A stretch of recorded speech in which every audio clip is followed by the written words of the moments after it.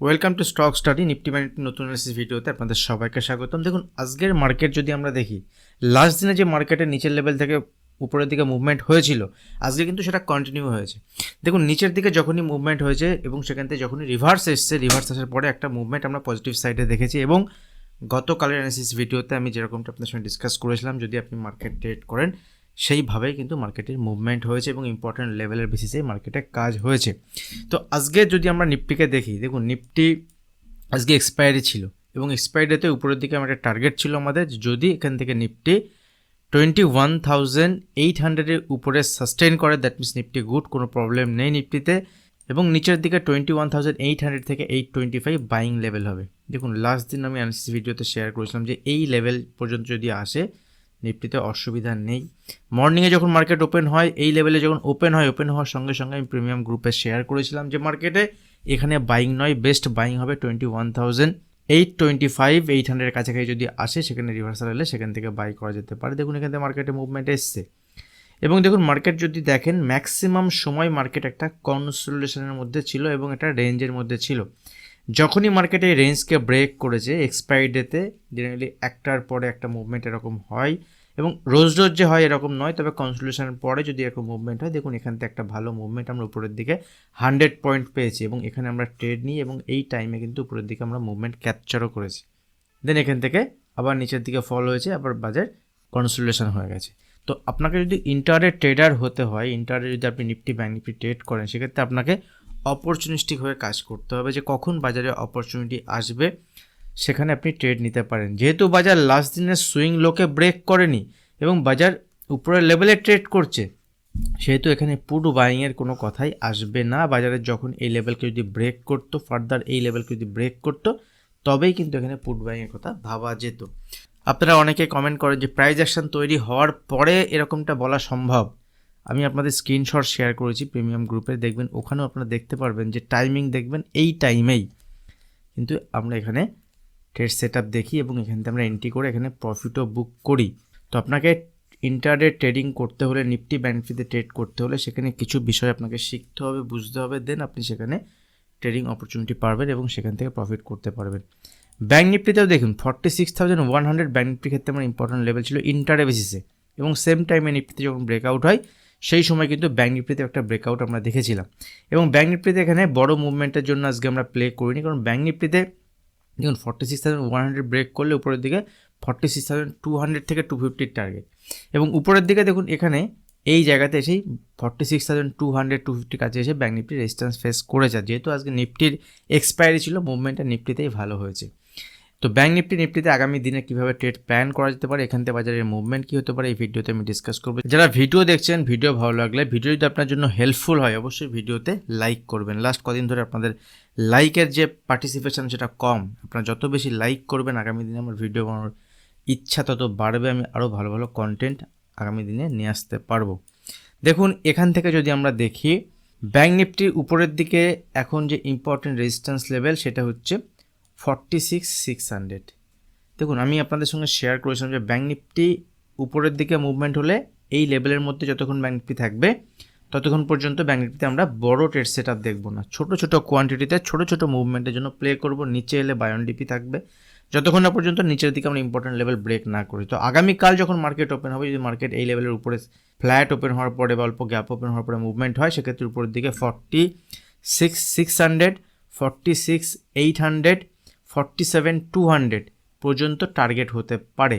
But এখানে মনে রাখবেন ছোটো কোয়ান্টিটি থাকবে, বড় কোয়ান্টিটি নয়। 47,200-এর উপরে যদি ব্যাংক নিফটি 47,200-এর উপরে যদি ব্যাংক নিফটি সাস্টেন করে আগামী দিনে, সেক্ষেত্রে আবার উপরের দিকে মুভমেন্ট আমরা দেখতে পারবো। সেক্ষেত্রে কোয়ান্টিটি সাইজ কিছুটা বড় করা যেতে পারে, কারণ দেখুন এই লেভেলতে ব্যাংক নিফটিতে সেল এসেছিল এবং সেল আসার পরে এই লেভেল পর্যন্ত কিন্তু ব্যাংক নিফটি এখনও আসছে।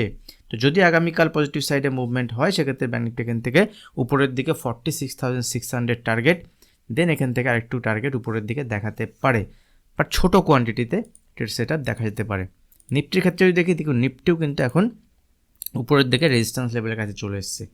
তার মানে এই নয় যে এখানে আমি পুট বাই করবো, ইম্পর্টেন্ট লেভেল ব্রেক না করলে পুট বাই করা যাবে না, কারণ বাজারে একটা জিনিস আমরা অবজার্ভ করেছি, আজকেও ইন্টারডে বেসিস যদি আপনি দেখেন তাহলে বাজার লোয়ার লেভেল থেকে বারবার বাইং আসছে, লোয়ার লেভেল থেকে বারবার বাইং আসছে। লাস্ট দিনে যে ক্লোজিং লেভেল ছিল সেই ক্লোজিং লেভেলের নিচে মার্কেট আসেনি, দ্যাট মিনস মার্কেটের মধ্যে বায়ার আছে, কোথাও না কোথাও বায়ার আছে।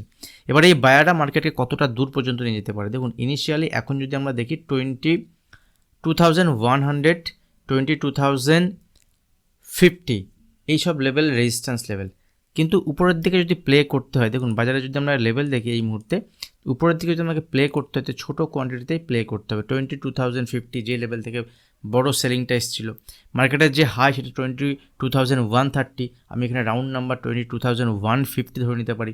তো যদি মার্কেট আগামী দিনে 22,150 লেভেলের উপরে সাস্টেন করে, ক্লোজ দেয়, দেন এখান থেকে উপরের দিকে 200-400 পয়েন্টের মুভমেন্ট কিন্তু বড় কোয়ান্টিটিতে প্লে করা যেতে পারে, সেই সময় ছোটো স্টপ লসের বেসিসে কাজ করা যেতে পারে।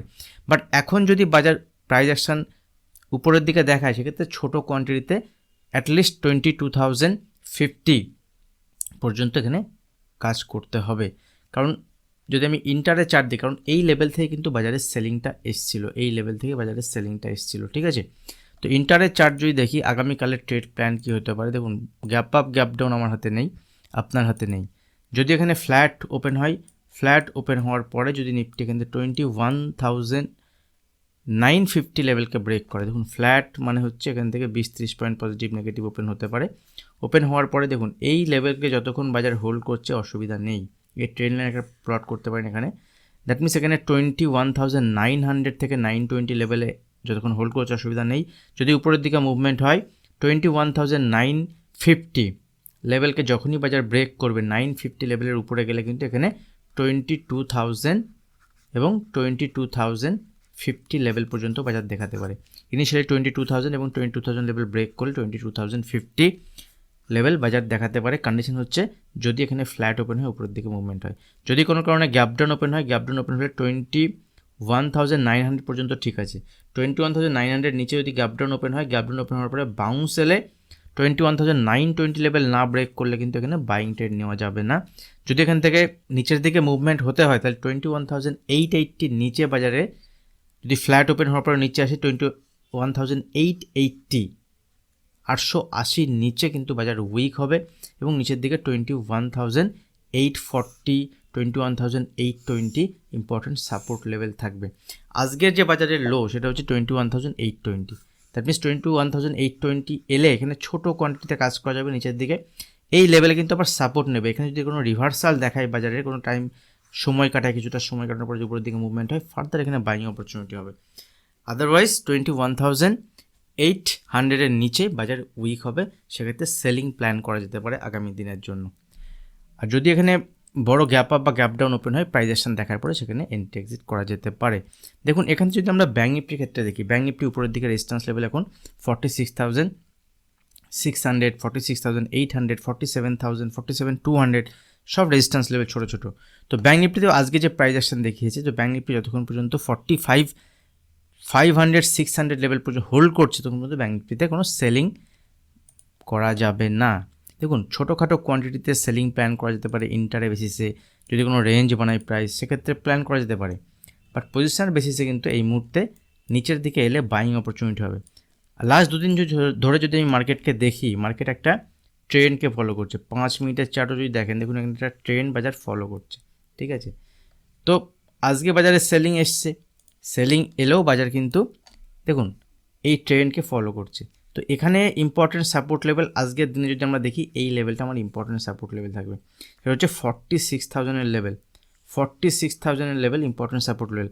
যদি বাজার কোনো কারণে এখান থেকে অল্প গ্যাপ ডাউন ওপেন হয় বা ফ্ল্যাট ওপেন হয়, ঠিক আছে, ওপেন হওয়ার পরে নিচে আসে 26,100 থেকে 26,000 যে লেভেলটা সাপোর্ট লেভেল থাকবে, এখানে যদি বাজার সময় কাটায় তারপরে যদি উপরের দিকে ব্রেকআউট হয় সেখানে কিন্তু বাই করা যেতে পারে। যদি ফার্দার এই লেভেলকে ব্রেক করে সেক্ষেত্রে নিচের দিকে 150-200 পয়েন্ট জন্য প্লে করা যেতে পারে, নিচের দিকে পুট বাই করেও কাজ করা যেতে পারে। এই ভিডিওতে আমি যা কিছু ডিসকাস করছি শুধুমাত্র educational purpose, learning purpose, analysis purpose. আপনারা যখনই ট্রেড করবেন নিজের অ্যানালিসিস নিজে করার পরেই ট্রেড করবেন।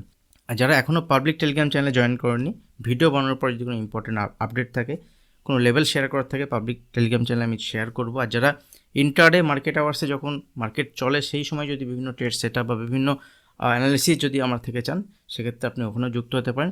প্রিমিয়াম গ্রুপে জয়েন হওয়ার ডিটেলস পাবলিক টেলিগ্রাম চ্যানেলে দেওয়া থাকবে। দেখুন এখানে ব্যাঙ্ক নিফটির ক্ষেত্রে যদি আমরা দেখি, ব্যাঙ্ক নিফটি 46,000 লেভেল পর্যন্ত ইনিশিয়ালি সাপোর্ট লেভেল ইন্টার বেসিসে। 46,000 নিচে বাজার উইক হবে এবং সেক্ষেত্রে নিচের দিকে 200 পয়েন্ট 250 পয়েন্ট মুভমেন্টের জন্য প্লে করা যেতে পারে ছোটো কোয়ান্টিটিতে। বাট নিচের লেভেলে যদি আসে, এই লেভেলে যদি এখানে টাইম স্পেন্ড করে বা এখানে যদি কোনো রিভার্সাল সাইন দেখে, সেটা হ্যামার হতে পারে, কোনো রেঞ্জ বানাতে পারে, দেন ফার্দার উপরের দিকে মুভমেন্ট হলে ফার্দার ব্যাঙ্ক নিফটি 46,200 250 এবং এই লেভেল যদি ব্রেক করে সেক্ষেত্রে উপরের দিকে 46,400 থেকে 500 লেভেল পর্যন্ত দেখাতে পারে। যদি আগামীকাল এখানে ফ্ল্যাট ওপেন হওয়ার পরে যদি উপরের দিকে মুভমেন্ট হয় সেক্ষেত্রে কিন্তু উপরের দিকে ফলো থ্রু একটা মুভমেন্ট আসতে পারে, যেখানে ব্যাঙ্ক নিফটি 46,450 থেকে 46,500 600 লেভেল পর্যন্ত দেখাতে পারে।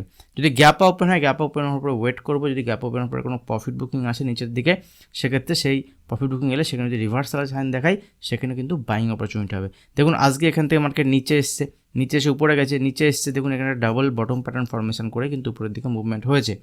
আবার দেখুন রেঞ্জ বানিয়েছে এখানে একটা, মানে আলটিমেট বাজার যতবার নিচে এসছে বাজারের মধ্যে কিন্তু একটা বাইং সাইডে মুভমেন্ট আমরা দেখেছি, একটা বায়ার মার্কেটে আছে এবং উপরের দিকে মাল্টিপল রেজিস্ট্যান্স লেভেল। তো এই সময় ছোট কোয়ান্টিটিতে ট্রেড সেট আপ তৈরি হলে সেখানে প্ল্যান করা যেতে পারে, আদারওয়াইজ বড় কোয়ান্টিটিতে ট্রেড করার জায়গা এখানে নেই। আগামী দিনে যখন আবার বড় কোয়ান্টিটিতে ট্রেড হবে তখন আমি আপনাদের সঙ্গে শেয়ার করবো অ্যানালিসিস ভিডিওতে, লার্নিং ভিডিওতে। ভিডিও ভালো লাগলে অবশ্যই ভিডিওতে লাইক করবেন, যারা এখনও চ্যানেল সাবস্ক্রাইব করেনি চ্যানেল সাবস্ক্রাইব করে বেল আইকনটি প্রেস করবেন। আজ ভিডিও এখানে শেষ করছি, দেখা হবে নেক্সট ভিডিওতে। ধন্যবাদ।